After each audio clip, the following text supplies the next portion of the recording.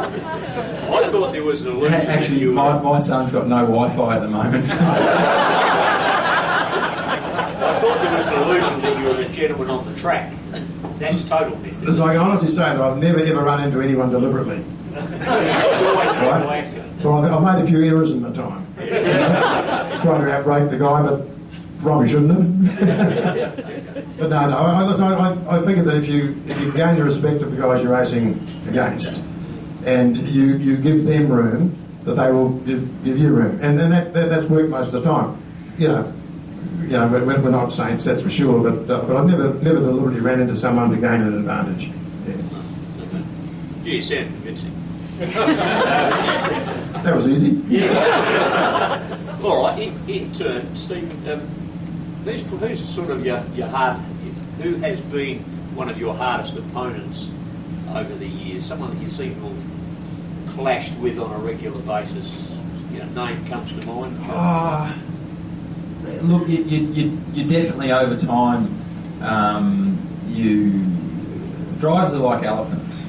Right? Drivers have very, very, very long memories, and silly things. There are guys you come across sometimes for whatever reason you don't have the same respect with on the track, or they don't like you, or you don't like them, or whatever the case may be, and this is absolutely true, and I can't.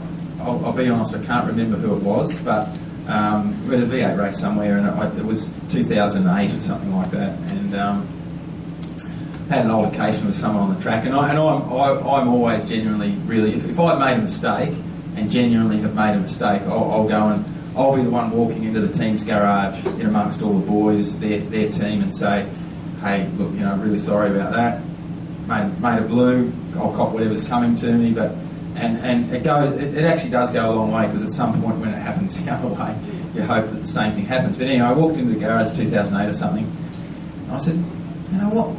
Someone fed me off the track and genuinely just driven me off the road. This is 2008, all right? And this guy goes, yeah, well, that's for when you brake tested me in 2002. I said, come on. Jesus. And that's a true story. But you do, look, some of the really, I would say out there right now, there are some, there are guys that you'll quite comfortably drive around the outside. You've made a good move the corner before. You've got to the outside, so you're going to be on the inside, or you're going to be exiting the corner on the outside of someone. And there are guys out there that you could put your car in that position, and they wouldn't run. They would run you right to the dirt, but they wouldn't run you any further. And then that there are guys out there that will just drive you straight into the fence. So you do work that out pretty quickly. Yeah. But some of the guys out there, like I really believe, in all honesty, like Jamie Whincup, and I've been lucky this year to have a bit of time with the Red Bull guys and Craig and Jamie, and he is something else. Like I sort of believe that when he got for those of you that know the story, back in the early 2000s, he drove with Gary Rogers and he drove with Tasman Motorsport, and he actually sat out for a year because Gary gave him the flick and Tasman run out. I just think that at that point there, he said to himself, and Jamie was an incredible go-kart racer in Australia, and I reckon he just thought at that point, if I ever get an opportunity again, I'm going to dot every I and cross every T and make sure that I never get into this situation again. And then, circumstances arise where he found the right team at the right time, being Triple Eight, and away he went. But that guy, he is so disciplined. He is so disciplined. Like he leaves. Now I'll tell you. Sorry, we're getting off track a bit. But so we're at Sandown, right? And I'm not talking about it. It's nothing technical, but it's a team environment thing. And we're in a debrief and we're talking about how the practice session went. And what had happened was, at the start of the session, we get a lap time in the car on the dash. Okay, so we can see what lap times we're doing. Anyway, the master beacon, which causes the trigger for the lap time, is a V8 Supercars thing. So it's their job to turn the beacon on, right, for the start of the practice sessions. So we'd all gone out for the practice session. For the first 5 minutes, no one's getting any lap times. And so anyway, it all got fixed. And anyway, for Jamie, that was a massive thing. And he had a bee in his bonnet about it, right? And he said, you know, we went through all the technical stuff in the cars. What's the cars doing? What's that? And we get to the end, and everyone then the team manager, Mark Dutton, runs through everyone and says, you know, okay, everyone right. Anyway, Jamie just wouldn't get off this thing. He said, who turns the beacon on? And the boys say, well, V8 supercars turn the beacon on. He said, well, how come it didn't get turned on? And the boys said, well, we don't know, Jamie. We're not V8 supercars. He said, can you go and find out why that didn't get turned on? And I say, Jamie, you know, we've got 100 other things we've got to get done before the next session. He says, no, it's really important. I just wasted the first 5 minutes of that session not knowing my lap time and not being able to get sorted what I needed to with the car because that wasn't turned on. He said, we need to find out. He said, if you don't go and talk to V8 supercars, I want you to walk down to the beacon before every session and make sure it's turned on. And the guys are starting to go, Jesus. but this is what I mean. He does not leave anything on the table. He absolutely, and you know, I've got to take my hat off to him. He's that's the reason, one of the very big reasons why he's been so successful. Another good guy, I reckon, who's an outstanding racer and probably not seeing the most of him at the moment, he's starting to get there, is Garth Tander. He is just, if you look at Garth's qualifying versus finishing position for this year, he would have to be probably the highest. He will drag a result. You know, it's not necessarily sometimes the most prettiest thing, but he's a very fair driver, but he is incredibly aggressive as well. Now, just before we go on to YouTube, Smithy, can you turn the air conditioning off? Off, please. Yeah. Or off or on low. It's not me. I'm worried about Jim. He's going to kill the cold. Yeah, it's freezing. It is cold. It is cold. Yeah. But I was putting up with it. Okay. I don't want to be a whinger. Who would you rate as probably the hardest bloke you've raced against? You know, there's against. Well, over the years, because you raced in so many different classes, sometimes the guy that you actually race against in GT production, let's say, and is an absolute, unbelievably hard guy to pass and to beat, isn't the same in any other classes. But it's saying that in the top ranks, I mean, when I was running it with you know, Drew Bay days in the 90s and 80s, you know, you'd have to say Brocky, Dick Johnson, Gricey was unbelievably hard to pass. Gricey and I got on okay because of that respect thing. If I gave him room, he gave me room. But he was the hardest guy that anyone would say with a bad attitude out there. But we seemed to get on okay. But Brocky was terrific. I mean, I've driven side by side with Pete around all sorts of different corners. Anyone else, I wouldn't have done it. Yeah. But he was fair. I don't think we've ever run paint in all the years we raced against each other. He was a great driver. Yeah. So I'd say Brocky would be for sure. But other guys in different classes have been just as hard, but they're not on the elite level. You know, like Peter Fitzgerald, the guy who raced Porsches with, like a terrific guy, but absolute hard charger, and he would have his car prepared to the absolute hilt. He left nothing. He didn't leave anything to chance. He would absolutely have his car done, and he actually repaired my car one year for me, and we actually ended up winning the championship that year. But he was one of the hardest guys I've ever raced against. But then he didn't go to the next level for whatever reason. But you know, just different classes and different years and that you compete in. You know, different guys come up, you know, and give you lots of trouble, or you know, they don't progress, let's say, but they're good in their own right. Yeah. You were saying earlier about Jamie Whincup, you know, leaving nothing to chance whatsoever. Are you guys on a fitness regime? I'm sure you are leading up to that. What about you? Well, what's wrong with me? No. Just start to a bit around. Listen, I've never been to a gym in my life. And it's not something I'm proud of, but I've never had the time. I wasn't busy working. But no, I haven't. But I mean, nowadays you don't have to. I mean, we have a medical every year, as most of you guys would know here. But in our class that we're doing now, you can almost hold your breath for as long as the races are, so you don't have to be too fit. But in Steve, in V8 Supercar, I mean, you've got to be fit for that. And it's mainly, I think, it's the heat. The heat in the cars is the hardest thing, not the actually physical effort of driving the car. It's just the heat in the car. It's all the dumb engineers now. They want to keep the windows shut and they don't give you any option to wind them down. So you've got to put up with the heat in the car, and they're like a big oven. You know, they've got 600 horsepower heater at the front, and with big exhaust pipes that run underneath the car, and it's just like a big oven. But you know, to be honest, what really made the whole being as fit as you can thing brought it to the fore was Clipsal.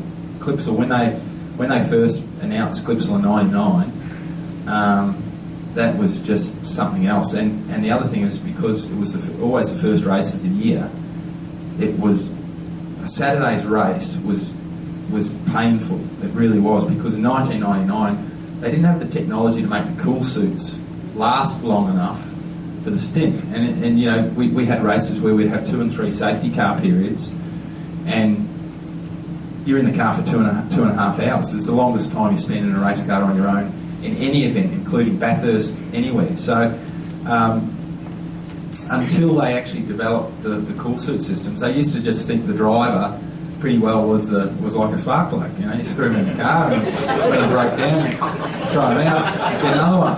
That was a go. But then they actually, you know, the team managers started to realise and understand that it was a pretty critical part of the performance of the car over a race distance. You know, and it was actually worth investing the time and the money on making sure the drivers were fit enough, and investing in personal trainers and things that ran a motorsport specific program to cope with the very different conditions and environment that we face. So that was the big thing, and that all started from Clipsal. There's no question. Like, even I started V8s in '96, and I used to train as a young guy, but it absolutely stepped up. In 1999, it got serious, and from then on, it was part of your job. Part of your job was to spend the first 2 hours of your day, 5 or 6 days a week, working with a trainer. You know, whether it was, you know, and we used to do some really cool things. One of the things, and they still do it now, but it's changed a bit. But now we'd go and get up in the morning and go to a golf course, and we'd take a putter and an 8-iron, right? And we'd have to be the first on the course to tee off, and it was 18 holes of hit the ball and sprint to your ball, and then line up and hit the ball and sprint, because it was all about getting your heart rate up to 70-80% max working heart rate, and then a total focus of concentration while you're physically worn out to hit the ball. I played my best round of golf ever. Doesn't say much about the golf. And the fastest. They charge by the hour in Melbourne, do they? Yeah. So yes, you do, and it has evolved. Because, again, in 1999, apart from Clipsal, the longest race we did was Bathurst, and we were in the car in October, which could be hot, but it also could be very cold. And you'd be maximum time in the car spent at about 25 minutes. Then all of a sudden, the races went from being the minimum distance being 25 minutes to 45 minutes, and that's a hard task up in Darwin when it's 32 degrees and it's 60 odd degrees inside the car. Yeah. And rehydration. I mean, you must pump a few litres of water through you in those cars these days. Not nowadays in the Porsches, but you're still in the V8s. Yeah. Same thing. You know, just because it's about keeping that peak performance for 100% of the race, because you can't. It's so close now. It's track position is everything. You know, it's not about you're going to have a crash. It's about you're going to lose a place. If you lose a place, it's a hard place to get back, and you don't want any sort of physical condition to affect the way that you drive the car to lose a position. Just to give you an idea, back in the 80s, in the Touring Car Championship, the races were one race on the Sunday. But the one race, I was just, one of the guys was showing me an old tape from Amaroo in 87. It's the same in 85 when the Group A class came in. And Amaroo was a 70 lap race. And that was our one Touring Car Challenge race, 70 laps of Amaroo. On a hot day, you know, we had no cool suits, no nothing. We had to race for 70 laps. Well, nowadays, a 70 lap race is probably longer than the Supercars run. Not as hard on your body probably as then, but you didn't have things such as the seats weren't as good, the environment in the car wasn't as good. I mean, we didn't take any water with us. At least you could wind your window down. No, exactly. I don't think I ever drove with a car with the window up until Carrera Cup. And in Carrera Cup, there was no wind down windows, so just shut the doors and it's away you go. But in the old days, of course, things were different. They hadn't evolved to the times when the V8 supercar of the current era. Anything else that's interesting? I can't see from here.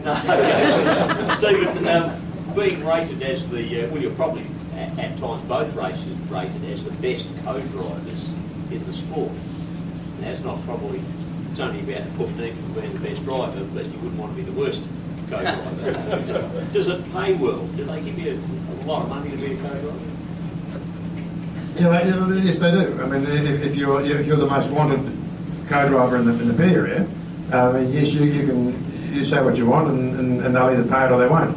But the pay now for being a co-driver in the Endurance Series is you live quite happily on it for a year. For a year, yes. It's funny because my last full year as a V8 driver was in 2010 when I was driving with Ford Performance Racing, and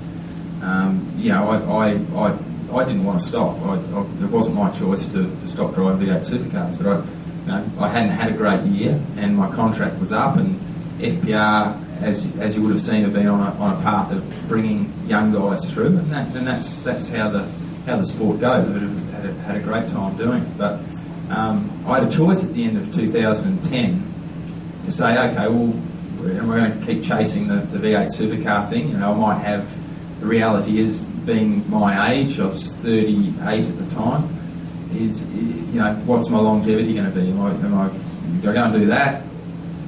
Possibly get a drive, but drive for a team that I really haven't got hope of doing any good with, because whether you like it or not, if your team hasn't got the funding, you're not going to have too much success. You might get the odd bit, but the teams with the funding buy the good people, the good engineers. They have the resources. Therefore, they have more options to do well. So I decided that for me moving forwards, the best thing for me was to, if I could do it, and there was no guarantee, start my own thing, having control of my own destiny. And to me at the time, Porsche Carrera Cup was coming, it had a 2-year sort of hiatus, so to speak. It was coming back in, and I knew that if I was able to generate the income required to go and do that with my own team, there was two things that could happen. I knew the cars were going to be identical. No one could outspend money and re-engineer the car because that wasn't allowed in the rules. And I knew that if I did well enough, I'd get great rides as a good enduro driver.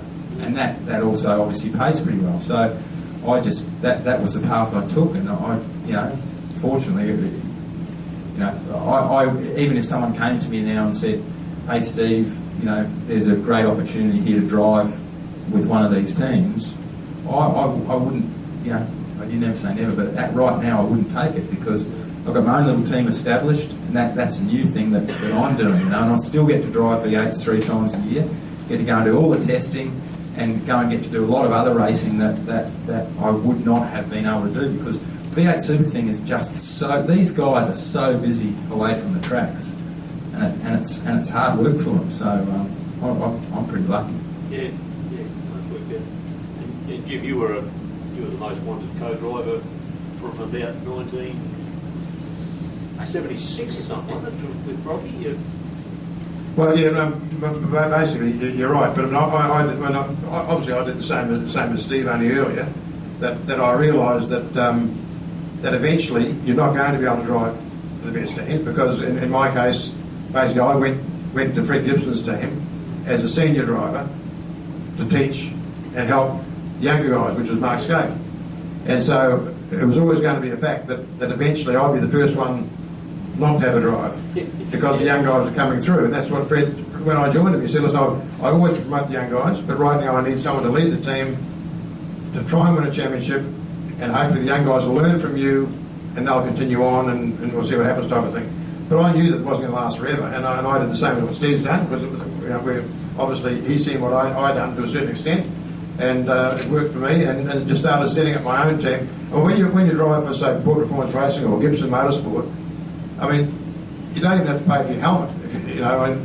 They should supply your helmet, your overalls, everything. So you've got no financial ties with the team at all. So in the end of the day, when you're finished with them, you wander away and you've got a nice bank balance most of the time, but you've got nothing else really. So I did the same thing. I started my own little team while I was still driving, using the money that they're paying me, obviously as a base, and just went to do other areas. And then when I finished, I was running my Porsches in the production car class, and then eventually Carrera Cup, but still driving for the top teams along the way as an enduro driver, and it worked fantastically. And that's what obviously Steve is going to continue doing. But I stopped driving at Bathurst in 2006. I should have stopped a year or so before that because I always said that I wouldn't. I'd give up the top class when I couldn't qualify in the top 10 in my own right. So if I couldn't set a lap time that was capable of putting me in the top 10, I figured that I really didn't want to compete anymore on that level because I thought that years before, I seen some guys yawning down there. What's going on? Okay. Yeah. So basically, the year before that I stopped, or the year that I stopped, I was the reason why the car didn't finish. I took the wall and bent the front suspension.